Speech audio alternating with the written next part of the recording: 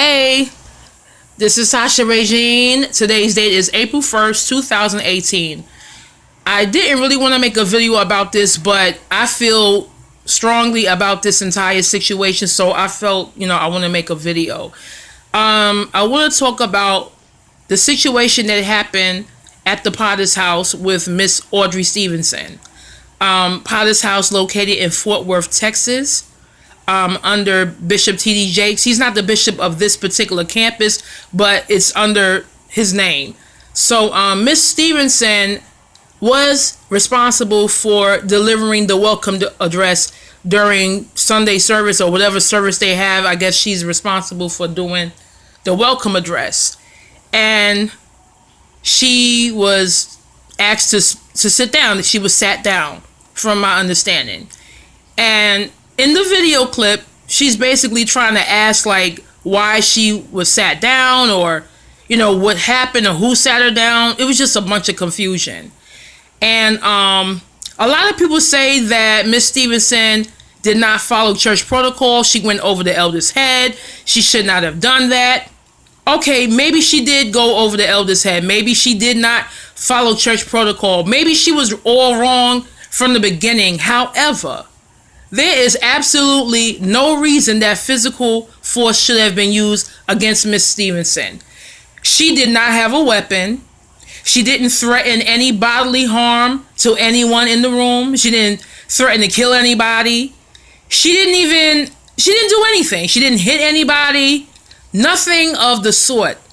But for whatever reason, a 6'3", he's about 6'3" and maybe 300 or 400 pounds, security guard felt the need to not only keep her from leaving the office, this security guard and the elder, he took it upon himself to throw her to the floor and handcuff her. And she had gotten some injuries from it, on her wrist from the handcuffs. I think she had some bruising on her face or whatever. So that was highly irresponsible of the security guard. She asked to leave. The security guard and the elder should have let her leave. I understand that emotions were high. People wanted to say what they wanted to say.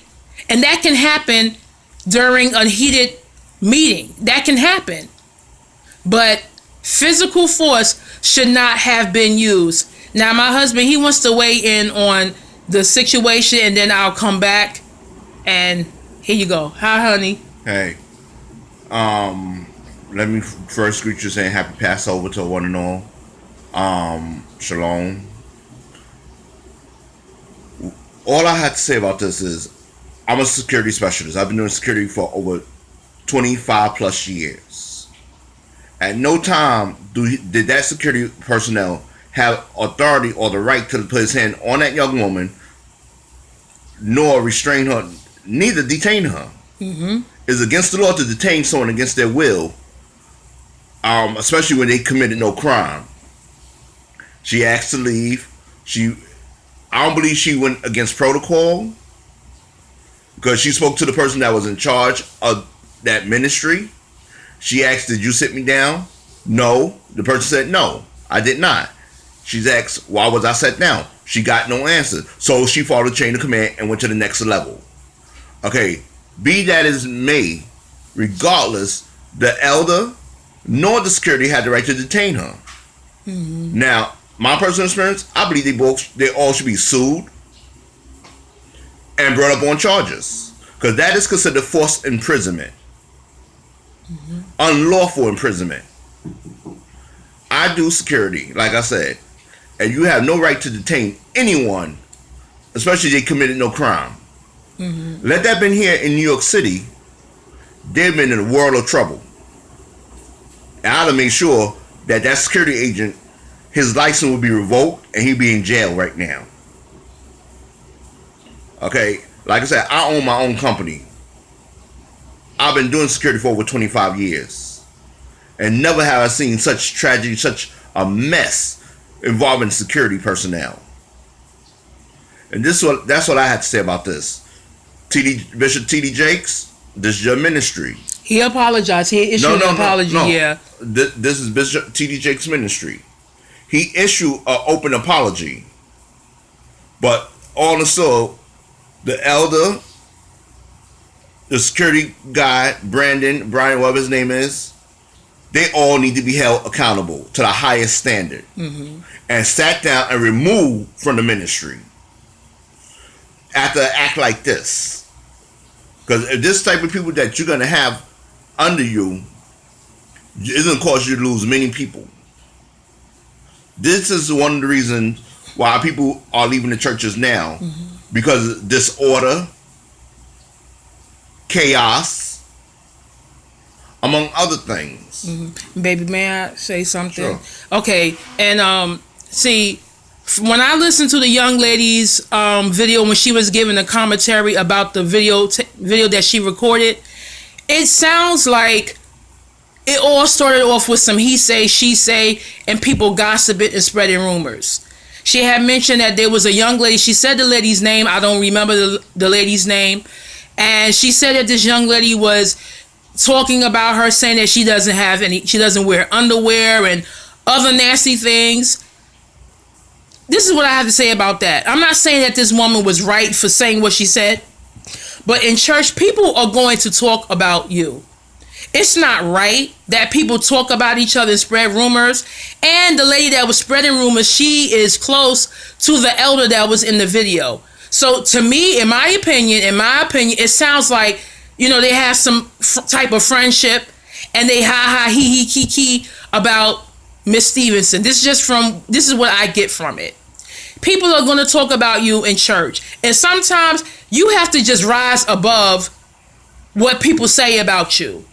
It's not right that people talk about you. It's not right that people talk about anybody in the ministry, but it happens. Elders talk about ministers. Ministers talk about the bishop. The bishop sometimes can talk about members in the ministry. It happens. People that are close to the pastor, sometimes people go to the pastor's house and they sit around and talk about everybody. It happens. Yes, it does. It doesn't make it right, but it happens. I feel like this. If you are in ministry, whether you are a leader or a lay member or whoever, if someone comes to you with some gossip about somebody else, you need to nip that in the bud. Now, if this young lady went to the elder and was talking about Miss Stevenson, the elder should have shut her down. Like, listen, I'm not going to even entertain this foolishness. I don't know what happened. I'm just saying, speaking hypothetically, if this woman went to the elder talking about Miss Stevenson, about her not wearing underwear and her clothes and how she looked, or whatever they were talking about, the elder or whoever else heard this young lady talk about Miss Stevenson, they should have shut that down. Like, I don't want to entertain no gossip. If you have a problem with Miss Stevenson, you need to talk to her about it like an adult. The Bible does say if you have an issue with somebody, I'm just paraphrasing, you go to them and you talk about it. If it doesn't stop, you bring a witness. If it doesn't stop, you continue on the chain of command. That's what you're supposed to do. On the elders of the church. Exactly. You do it biblically.